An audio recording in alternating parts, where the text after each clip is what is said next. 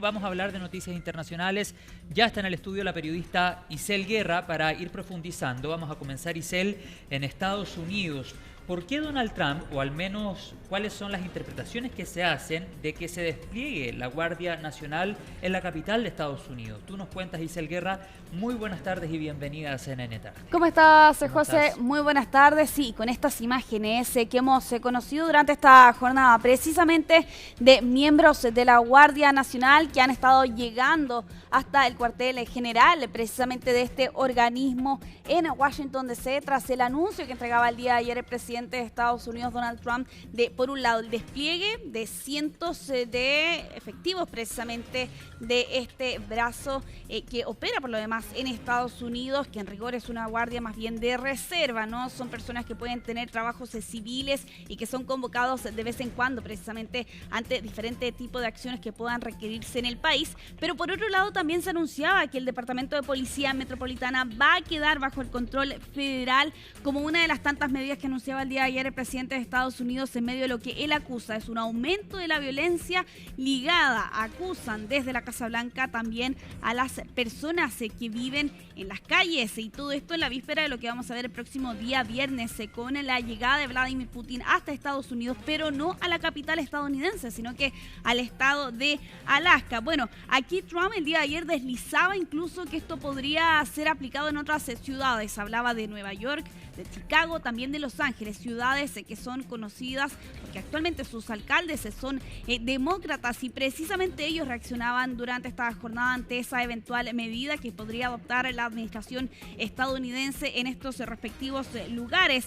Desde Chicago aseguraban que la Guardia Nacional solo serviría para desestabilizar la ciudad y socavar iniciativas de seguridad pública que se están llevando a cabo en ese lugar. Y en Los Ángeles, una ciudad que hasta hace algunas semanas atrás también Trump desplegó a la Guardia Nacional a raíz de las protestas en contra de las redadas que estaban ocurriendo por ese entonces. Bueno, su alcaldesa también aseguraba que eso eventualmente podía ser otro experimento de la administración, otra forma y otra toma de poder más bien del gobierno local.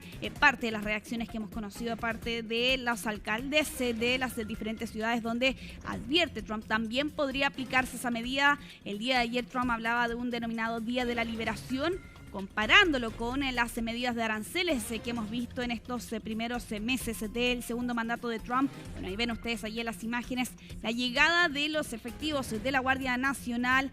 En rigor debería ser un par de días. Habrá que ver finalmente por cuánto tiempo Trump va a extender precisamente esta medida de control federal en nada más y nada menos que en la capital de Estados Unidos.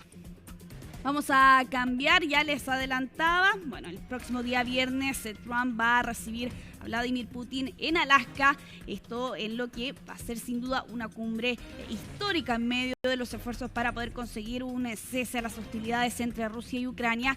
Y en la víspera de eso también es que los líderes de la Unión Europea han estado reaccionando a lo que eventualmente podemos ver a finales de esta semana, y con una frase que queda de la declaración firmada por 26 de los 27 líderes de la Unión Europea: las fronteras no deben modificarse por la fuerza. Todos los líderes firmaron, con excepción de una persona, el primer ministro de Hungría, Viktor Orbán, conocido a su cercanía, por cierto, con el régimen de Rusia. Pero independiente de eso, de todas formas, los presidentes y primeros ministros de estas naciones firmaban esta declaración donde apuntaban a que el pueblo de Ucrania debe tener la libertad de decidir su futuro, y que deben respetarse además los principios de integridad territorial, porque la guerra tiene implicaciones más amplias para la seguridad europea e internacional, y que por tanto Ucrania debería ser capaz de defenderse eficazmente.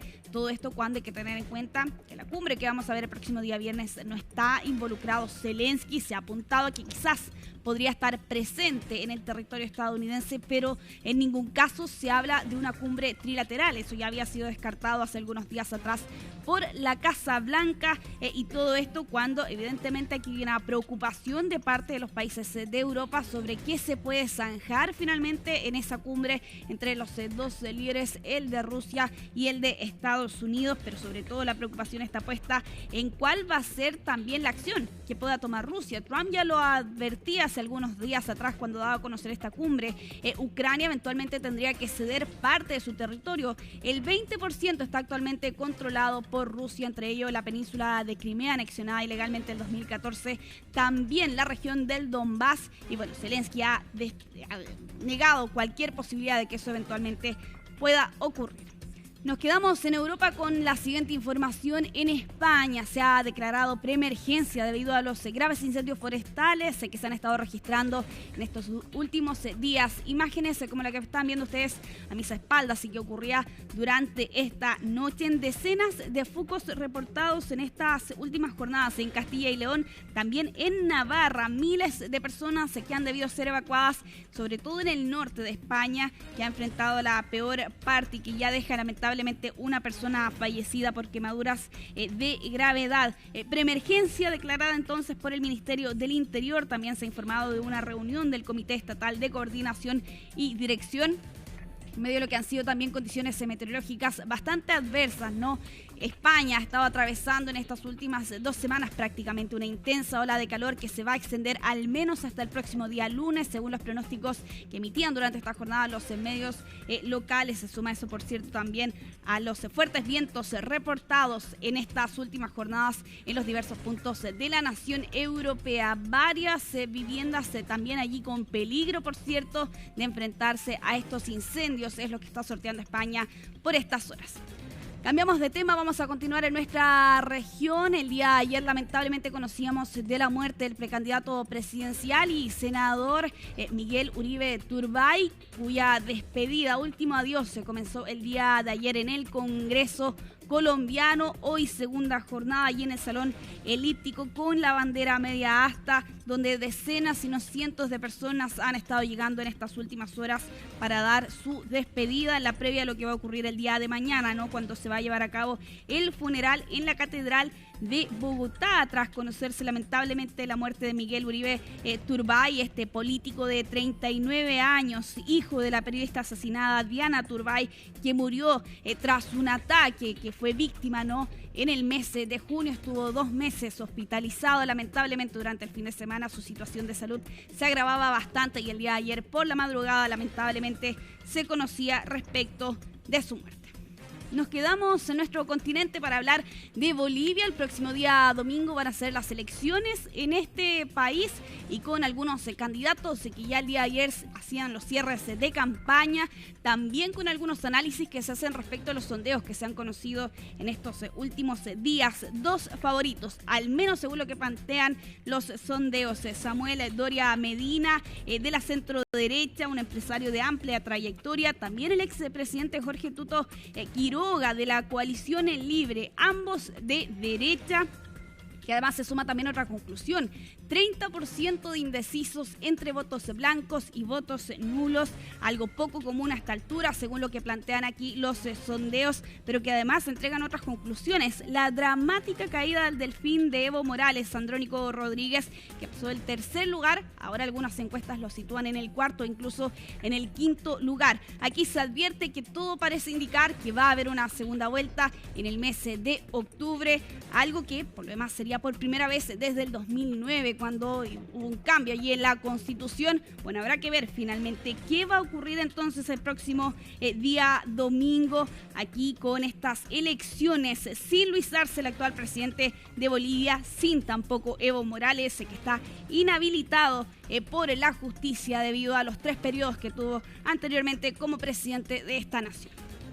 Avanzamos, nos vamos hasta Asia con estas imágenes que grafican la tensión que se vive permanentemente en el mar meridional de China y con un choque entre un buque de guerra de este país y también un barco de la propia Guardia Costera China, quienes estaban persiguiendo a un buque filipino, esto en el disputado Banco de Arena Scarborough, y que deja estas imágenes que ocurrían el día de ayer. Es Filipinas precisamente que publica estas imágenes donde este buque de guerra chino choca contra un barco de su propia guardia costera mientras estaban persiguiendo a este patrullero filipino, una embarcación de mucho menos tamaño y que estaba escoltando barcos que estaban entregando ayuda a pescadores de la zona. Antes había sido atacado incluso con un cañón de agua y precisamente se ven en estas imágenes esa colisión que ocurrió precisamente el día de ayer con la proa de uno de estos navíos que resultó bastante dañado y de hecho se puede advertir de ello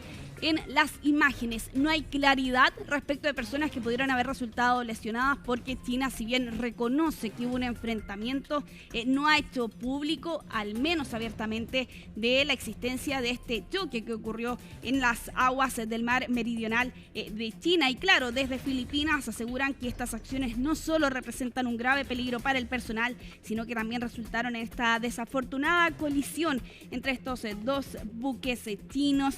Todo esto en medio de una nación que reclama casi la totalidad del mar meridional. Pese a este fallo internacional, aquí se aseguraba que no existía una base legal respecto de las reclamaciones que hacía la nación asiática de China. Y claro, con esta zona particularmente donde pasa más del 60% del comercio marítimo mundial. Por eso también la importancia que tiene el mar meridional de China y las tensiones que hemos visto particularmente en esta última década. Volvemos a Estados Unidos con esta imagen de una cámara de un vehículo que captó el momento exacto en el que un rayo impactó allí en Carolina del Sur. Y claro, con este rayo que derribó estos postes eléctricos, provocando además este corte de energía, la policía tuvo que controlar el tránsito aproximadamente por 3 horas, pero afortunadamente no se reportaron heridos. Sí, algunos curiosos que justo estuvieron en el momento en que impactaba este rayo precisamente allí en esta zona de Carolina del Sur.